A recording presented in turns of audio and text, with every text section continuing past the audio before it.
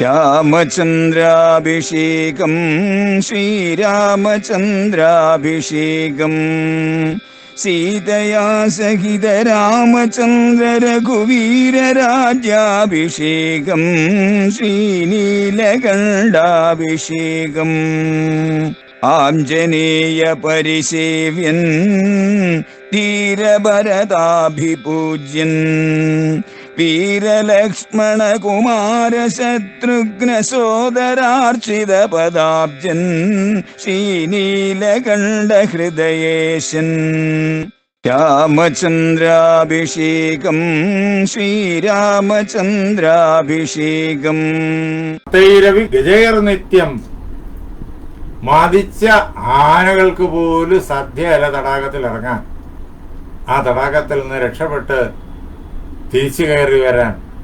അതോ ദുഃഖതരം വനം. അതുകൊണ്ടല്ലയോ സീതേ, ഇങ്ങനെയുള്ള കാരണങ്ങൾ കൊണ്ട് കാനന ജീവിതം അങ്ങേയറ്റം ദുഃഖകരമാണ്. ആ കാനന ജീവിതത്തിലെ ദുഃഖങ്ങൾ ഒന്നൊന്നായിട്ട് വളരെ വിസ്തരിച്ച് രാമൻ കേൾപ്പിക്കുന്നു. അവിടെ താമസിക്കാനായിട്ട് കെട്ടിടങ്ങളില്ല, പർണശാലകൾ ഉണ്ടാക്കണം കാട്ടിന്റെ നടുവില്. സൂര്യപ്രകാശം നട്ടുച്ചയ്ക്ക് പോലും കടന്നു വരാത്ത കാടുകളാണ്. എപ്പോഴും ചീവീടുകളുടെ നാദം നിരന്തരം കേട്ടുകൊണ്ടേയിരിക്കും. അതോടൊപ്പം സിംഹങ്ങളുടെയും കടുവകളുടെയും പുലികളുടെയും ഒക്കെ ഘോരങ്ങളായിരിക്കുന്ന അലർച്ചകൾ നിരന്തരം മുഴങ്ങിക്കൊണ്ടേയിരിക്കും. വൃക്ഷങ്ങളുടെ മുകളിലെ പലതരത്തിലുള്ളതായ പക്ഷികൾ, അവയിൽ പലതിന്റെയും ശബ്ദം ഭയജനകമാണ്. അങ്ങനെയുള്ളതായ പക്ഷികളുടെ ശബ്ദം അവിടെ നിന്നിട്ട് അതും മുഴങ്ങിക്കൊണ്ടിരിക്കും. പെരുമ്പാമ്പുകൾ അവിടെ ഈ വൃക്ഷങ്ങളിലും അതിന് സമീപത്തുള്ളതായ പുൽമേടുകളിലും കാടുകളിലും അടിക്കാടുകളിലും ഒക്കെ നിറഞ്ഞുണ്ടാകും. വിഷസർപ്പങ്ങൾ ധാരാളമായിട്ടുണ്ടാകും.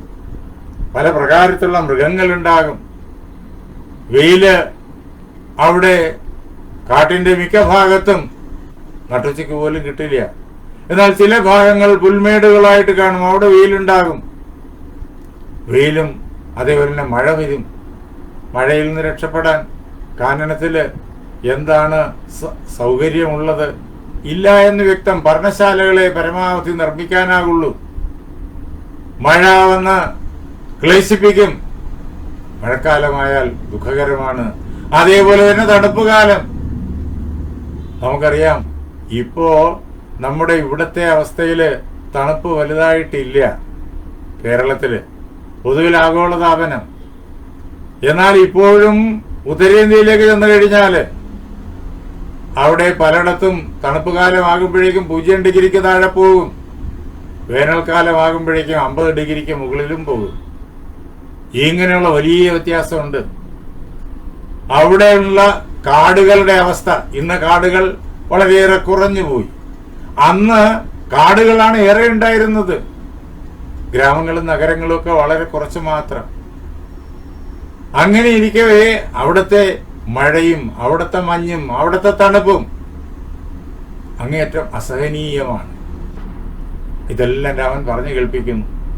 ഭക്ഷണത്തിന്റെ ദൗർലഭ്യം, പിന്നെ നടക്കാൻ കഴിയില്ല, കാരണം മുള്ളുകളെ കൊണ്ട് നിറഞ്ഞതാണ്. അതുകൊണ്ടല്ലയോ സീതയെ, നീ എന്നോടൊപ്പം കാട്ടിലേക്ക് വരരുത്. കാനന ജീവിതം വിചാരിക്കുന്ന പോലല്ല, അങ്ങേയറ്റം ദുഃഖകരമാണ് എന്ന് സീതയോട് പറയുന്നു. അവിടെ ഒരു നിമിഷം കൊതുകും അതേപോലെ തന്നെ മറ്റ് കാട്ടീച്ചയും ഒക്കെ സമാധാനം തരുമോ? പതംഗ വൃശ്ചിക കീട ദംശാശ്ച മശകൈസഹ. ശലഭങ്ങള്, തേളുകള്, അതേപോലെ തന്നെ കൊതുകുകള്, കാട്ടീച്ചകള്, ഇവയെല്ലാം പറന്നു വന്നിട്ട് നിരന്തരം ബാധന്തേ നിത്യം അബലേ. അല്ലയോ സീതേ, അവയെല്ലാം വന്നിട്ട് ഉപദ്രവിക്കും, നിരന്തരം ഉപദ്രവിച്ചുകൊണ്ടേയിരിക്കും. അവയുടെ ആക്രമണത്തിൽ നിന്നിട്ട് രക്ഷപ്പെടുക അത്ര എളുപ്പമല്ല എന്ന് അറിഞ്ഞുകൊള്ളൂ. അതുകൊണ്ട് അല്ലയോ സീതയെ, കാനനത്തിലേക്ക് വരരുത്. കായക്ലേശാശ്ച ബഹവോ ഭയാനി വിധാനിച്ച. കാട്ടിക്കൂടി നടക്കുക എന്ന് പറഞ്ഞാലോ, വലിയ പാറക്കെട്ടുകൾ കയറി ഇറങ്ങിയും വലിയ മലമടക്കുകളിൽ കൂടി സഞ്ചരിച്ചും ഇങ്ങനെ ശാരീരിക ക്ലേശം വളരെയേറെ ഉണ്ടാകും, സഹിക്കാൻ കഴിയില്ല. പല പ്രകാരത്തിലുള്ള ഭയങ്ങൾ അവിടെയുണ്ട്. അതുകൊണ്ട് അരണ്യവാസേ വസതോ ദുഃഖമേ വസതാവനം. അതുകൊണ്ട് അല്ലയോ സീതേ, കാനനം എന്ന് പറയുന്നത് ദുഃഖപ്രദമാണ്. അത് മാത്രമേ ഉള്ളൂ, ദുഃഖം മാത്രമേ ഉള്ളൂ. അതുകൊണ്ട് അല്ലയോ സീതേ, നീ വരരുത്. അല്ലയോ സീതേ, വരരുത് വരരുത് എന്ന കാര്യങ്ങൾ ഇങ്ങനെ ഒന്നൊന്നായി പറഞ്ഞ് വളരെ വിപുലമായിട്ടുള്ള സർഗമാണിത്. അത് ചില കാര്യങ്ങൾ മാത്രം ഇങ്ങനെ സൂചിപ്പിച്ചു പോയി. കാരണങ്ങളെല്ലാം നിരത്തിക്കൊണ്ട് രാമൻ സീതയോട് പറഞ്ഞു. സീത പറഞ്ഞത് ഒക്കെ സത്യം തന്നെയാണ്, പത്നീധർമ്മം ശരി തന്നെയാണ്. പക്ഷേ ഇത് ഒരു സാധാരണ സാഹചര്യമല്ല. അതുകൊണ്ടല്ലയോ സീതേ, നീ അയോധ്യയിൽ തന്നെ ഈ കൊട്ടാരത്തിൽ വസിക്കുക. ഞാൻ കാനനത്തിലേക്ക് പോയിട്ട് 14 വർഷം കഴിയുമ്പോഴേക്കും നിശ്ചയമായിട്ടും മടങ്ങി വരും. അതുകൊണ്ട് അതുവരെ അച്ഛനമ്മമാരെ ശുശ്രൂഷിച്ച് സുഖമായി ഇവിടെ കഴിയുക എന്ന് രാമൻ സീതയോട് പറയുന്നു. പക്ഷേ രാമന്റെ വിശദമായിട്ടുള്ളതായ ഈ ഭാഷിതം പോലും സീതയുടെ ദൃഢനിശ്ചയത്തെ ഇളക്കാൻ പര്യാപ്തമായില്ല. സീതയുടെ തീരുമാനം വളരെയേറെ ഉറച്ചതാണ്. താൻ തന്റെ ഭർത്താവിന്റെ സമീപത്ത് നിന്ന് ഒരിക്കലും മാറില്ല. അദ്ദേഹത്തോടൊപ്പം എവിടെയായാലും, അത് കാട്ടിലായാലും ശരി നാട്ടിലായാലും ശരി, അതിന് യാതൊരു മാറ്റവുമില്ല. രാമൻ പറഞ്ഞ കാര്യങ്ങളൊന്നും സീതയുടെ മനസ്സിലേക്ക് ചെന്നേയില്ല, പ്രവേശിക്കാൻ സീത അനുവദിച്ചതേയില്ല. സീത കൃത്യമായ മറുപടി രാമനോട് പറയുന്നത് നമുക്ക് 29ാമത്തെ സർഗത്തില് നേരിട്ട് കേൾക്കാം. നാളെ രാത്രി 8:30 നമുക്ക് ഒരുമിച്ച് കൂടാം. ഒരുമിച്ച് കൂടിയിട്ട് ഇത് ചർച്ച ചെയ്യാം. കുറച്ച് ദിവസം കൂടി നമുക്ക് ഇത് തുടരണം. അപ്പോൾ നമുക്ക് ചിത്രകൂടം വരെ എത്താനായിട്ട് സാധിക്കും. വളരെ വിപുലമാണ് ഈ വാൽമീകി രാമായണം, വളരെ ബൃഹത്താണ് വാൽമീകി രാമായണം. അത് നേരിട്ട് പരിചയിക്കുന്നത് വളരെയേറെ ഫലപ്രദമാണ്. ഭാരതീയ ശാസ്ത്രങ്ങളെ അടുത്തറിയാൻ അത് നമുക്ക് പ്രയോജനപ്പെടും. ഭാരതീയ സംസ്കാരത്തെ അടുത്തറിയാൻ അത് നമുക്ക് പ്രയോജനപ്പെടും.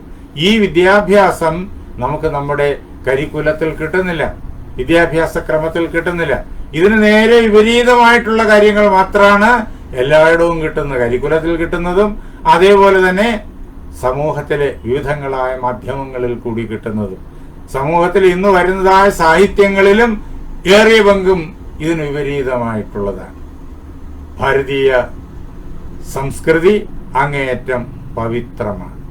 അതിന്റെ പവിത്രതയാണ് 13 ലക്ഷം വർഷങ്ങൾ കഴിഞ്ഞിട്ടും സീതാസമേതനായ രാമൻ ആഞ്ജനേയ സേവിതനായിട്ട് ലക്ഷ്മണ സുഗ്രീവ ഭരത ശത്രുഘ്ന സേവിതനായിട്ട് വിഭീഷണ സേവിതനായിട്ട് നമ്മുടെ ഹൃദയത്തിൽ ഇന്നും നിറഞ്ഞു നിൽക്കുന്നത്.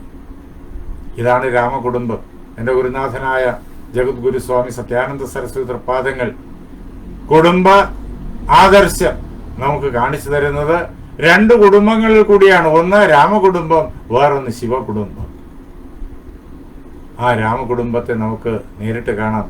നമ്മുടെ കുടുംബത്തിന്റെ പാരമ്പര്യം ഇതാണ്. അത് നമുക്ക് ഉൾക്കൊള്ളാം. എന്റെ വാക്കുകളാകുന്ന പൂജാപുഷ്പങ്ങൾ പാർവതീ പരമേശ്വരന്മാരുടെ പാദങ്ങളിൽ, ശ്രീരാമ സീത ആഞ്ജനേയന്മാരുടെ പാദങ്ങളിൽ, എന്റെ ഗുരുനാഥനായ ജഗദ്ഗുരു സ്വാമി സത്യാനന്ദ സരസ്വതി തൃപ്പാദങ്ങളിൽ, എന്റെ പരമഗുരുവായ ബ്രഹ്മശ്രീ നീലകണ്ഠ ഗുരുപാദരുടെ പാദപങ്കജങ്ങളിൽ, നിങ്ങൾ ഓരോരുത്തരുടെയും മഹാഗുരുവിന്റെ പാദപത്മങ്ങളിൽ, വാൽമീകി മഹർഷിയുടെ പാദപത്മങ്ങളിൽ, ആ ധന്യമായ സങ്കല്പം കൊണ്ട് പവിത്രമായിരിക്കുന്ന നിങ്ങളുടെ ഹൃദയങ്ങളിൽ പൂജാപുഷ്പങ്ങളെന്നോണം സമർപ്പിച്ചുകൊള്ളുന്നു. ജയ് സീതാറാം.